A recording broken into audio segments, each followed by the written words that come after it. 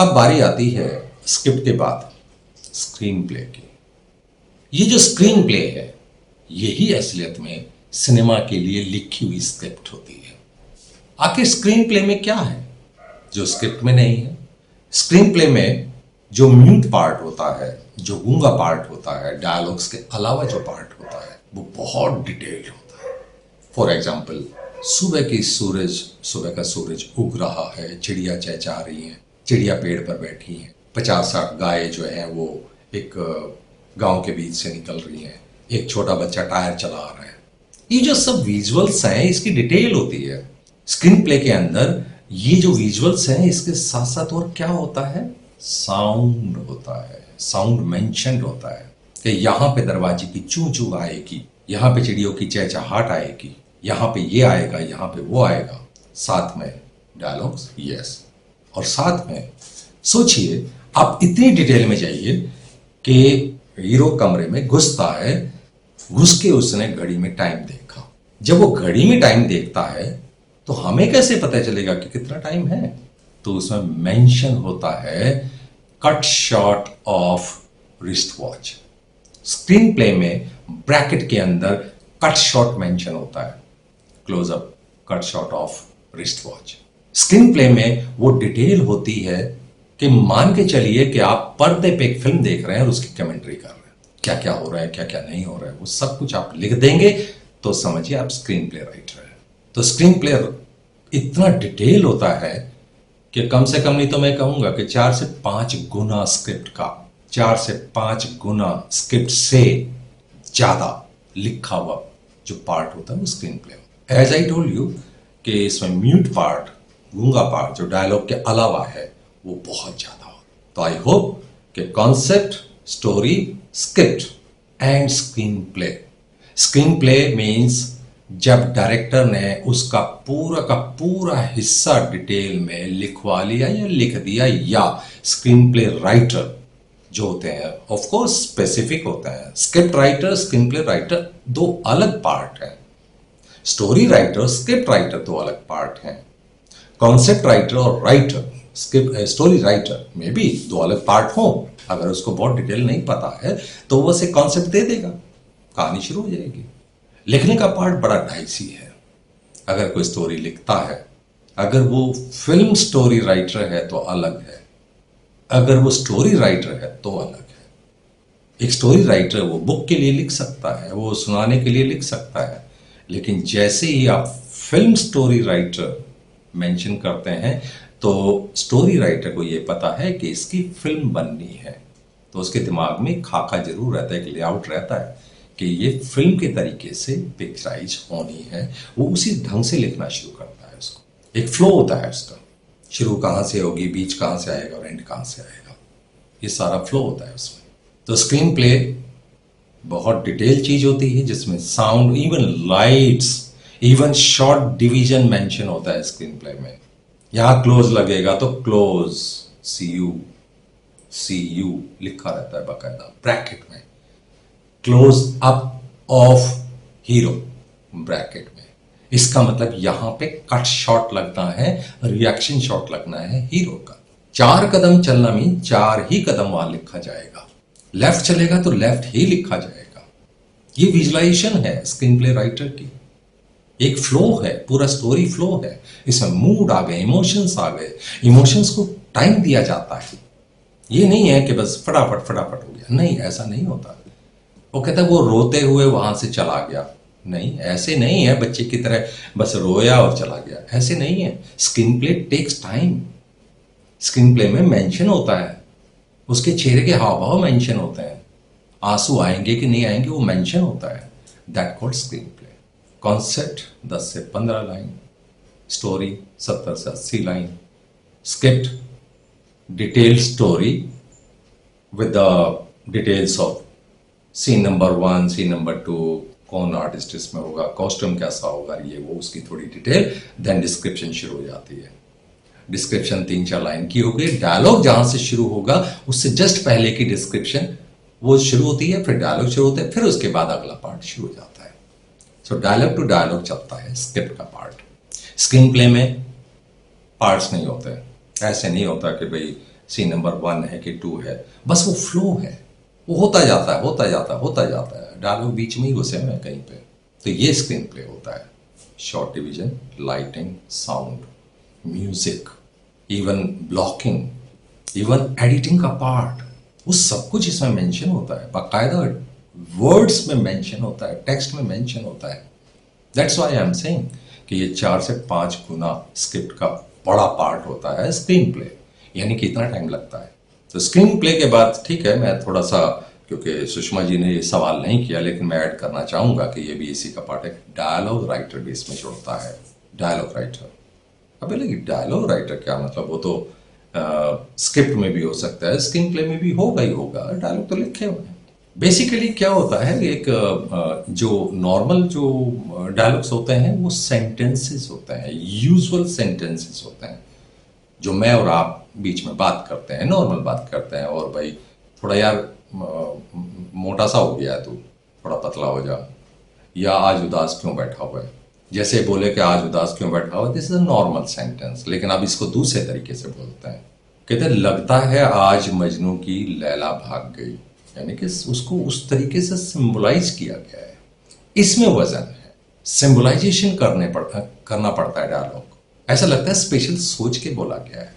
जैसे बोलते हैं ना कि नॉर्मल सेंटेंस है कि मैं तुझे जो है एक दिन जंगल में आके मारूंगा, दूसरा कहता है मैं तुझे वहां मारूंगा जहां पे पेड़ों के अलावा कुछ नहीं होगा और तुझे बचाने वाला भी कोई ऐसा बंदा नहीं होगा जो तुम्हारी आवाज भी, चीख भी सुन सके। यानी कि उसने वो जंगल को क्या बोला, वहां जाके मारूंगा जहां से पेड़ होंगे। अब सीधा सेंटेंस ही बोल देते भाई, लेकिन नहीं, उसमें थोड़ा सा जोर देना पड़ता है। उसमें कहते हैं मेरे उसकी जुदाई में मुझे ऐसा लगता है जैसे मछली पानी के बिना फील करती है, या कह लीजिए कि जब दो लवर आपस में बिछड़ जाएं तो दोनों आपस में एक दूसरे को क्या कहते हैं कि हम तो नदी के दो किनारे हैं, साथ तो चल सकते हैं, मिल नहीं सकते।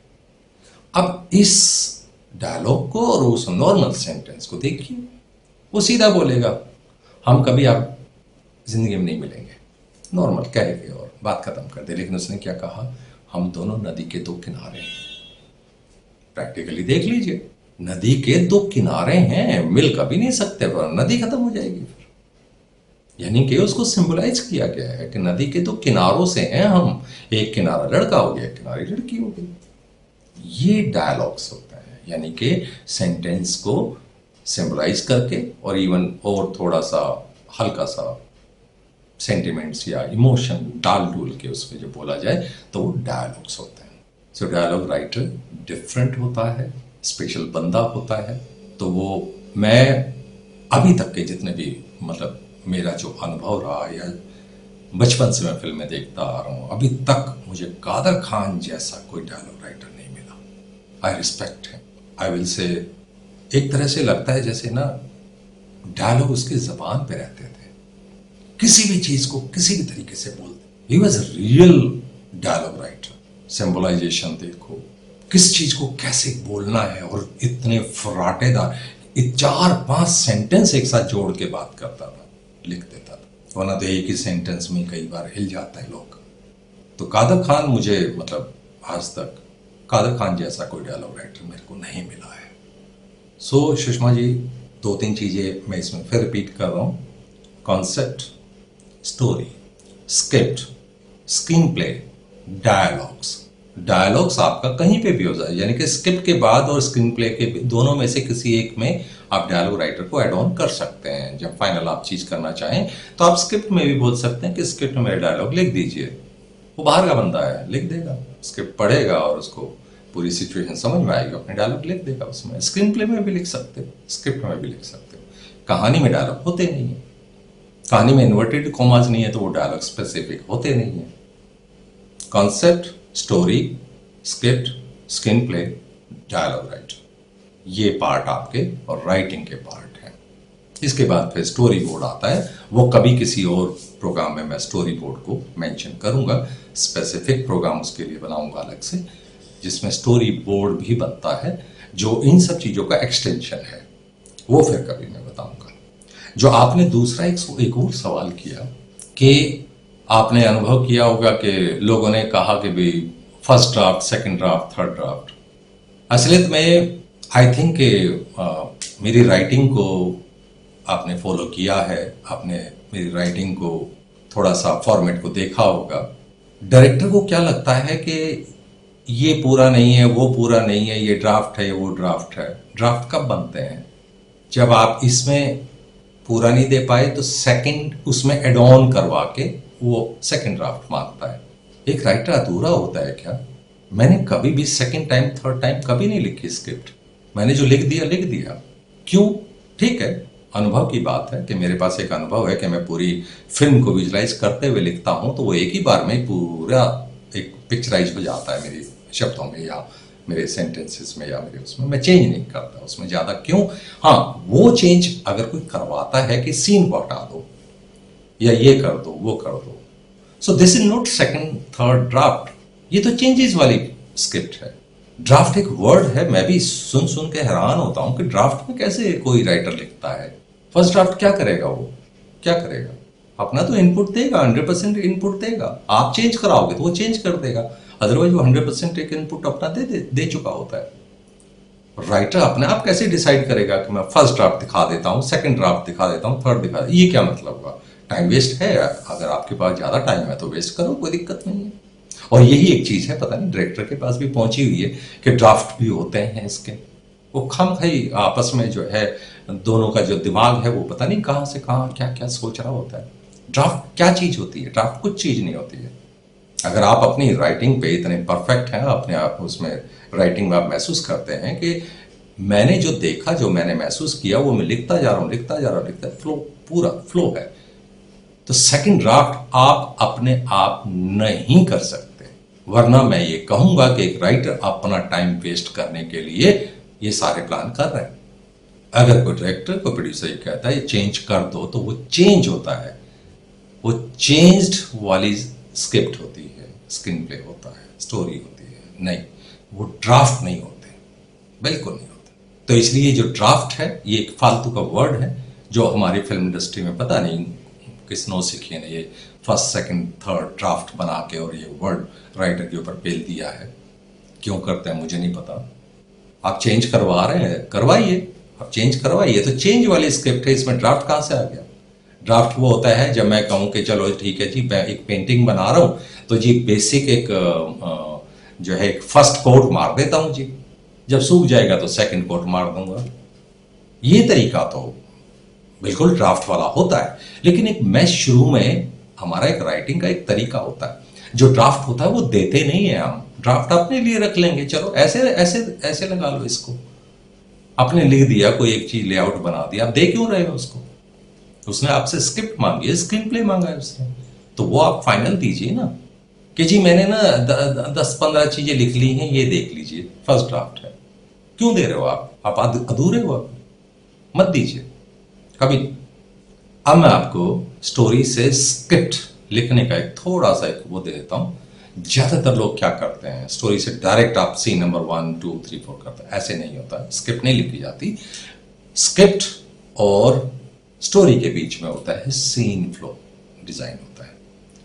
जब तक आप सीन फ्लो डिजाइन नहीं करेंगे आप स्क्रिप्ट मत लिखिए। सीन फ्लो का डिजाइन अगर आपकी समझ में आ गया ना, क्योंकि सीन फ्लो का डिजाइन, मैं क्यों सीन फ्लो के डिजाइन को बोल रहा हूं, सपोज रात रात के 5 सीन आ गए, सपोज हीरो हीरोइन ही दिख रहे हैं 4-5 सीन में, अरे भाई बीच में तो कुछ तो ब्रेक दो ना यार।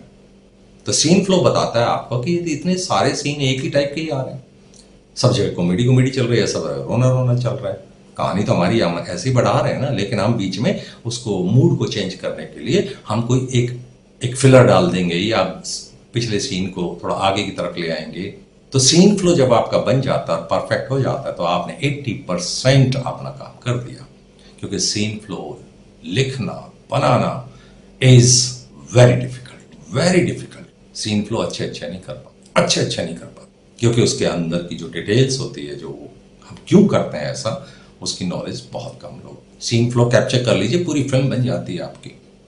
इसलिए सीन फ्लो स्क्रिप्ट और स्टोरी के बीच में आता है और स्क्रिप्ट उसके बाद लिखी जाती है, क्योंकि सीन नंबर सीन फ्लो के बाद ही आप स्क्रिप्ट में डालते हैं। तो आई होप कि आपके सवालों के जवाब मैं दे पाया। अगर आपको लगता है कि अधूरा रह गया है कुछ, तो मेरे पास तो बहुत कुछ कहने का है, बहुत डिटेल में चला जाऊँगा। मैं तो एक दिन पूरा बोल सकता हूँ इन सब चीज़ों पे, लेकिन जहाँ तक मैं सोचता हूँ मैंने आपके 4-5 टुकड़ों का जो है जवाब दिया। और जो आपने सवाल किया था कि ड्राफ्ट क्या होता है, ड्राफ्ट का भी जवाब मैंने आपको दिया है। ड्राफ्ट कोई चीज़ नहीं होती है। आप अपने लिए ड्राफ्ट बनाइए, दीजिए मत। ड्राफ्ट मीन्स मैंने आज एक पेज पे ऐसे डूडलिंग कर ली, आज ये कर लिया, फिर मैंने ऐसा सोचा कि इसको और ऐसा कर लूँ, ऐसा। ये आपका होमवर्क है। अब दे क्यों रहे हैं? आप मत दीजिए। देंगे तो फिर बोलेंगे कि अब इसमें ये डिटेल डाल दो, और ले आओ, ये ले आओ, वो ले आओ, अब इसमें डायलॉग भी डालो, अब इसमें ये डालो। ये ड्राफ्ट वाली जो चीज़ है, ये आप देने के बाद भुगतते हैं। आप मत दीजिए अधूरा काम। तो सुषमा जी, आपको आई होप कि मैंने जवाब दे दिया है। बुरा लगे तो बुरा बोलिएगा, और अगर आप सेटिस्फाई हैं तो मैं आपके विचारों का, आपके कमेंट्स का इंतज़ार करूँगा। और आप जितने भी लोग इन सब चीज़ों को देखते हैं या वीडियो को देखते हैं, इन सब चीज़ों को सुनते हैं, तो आप भी देख लीजिए। अगर आपके वो किसी काम की चीज़ है या आपको अच्छा लगा, वो नॉलेज मिली हो, तो आप कमेंट जरूर करिएगा। तो अगली वीडियो के लिए मैं वेट करूँगा आप सबका। आप अपने सवाल भेजिए, मैं जवाब दूँगा। तब तक नमस्कार।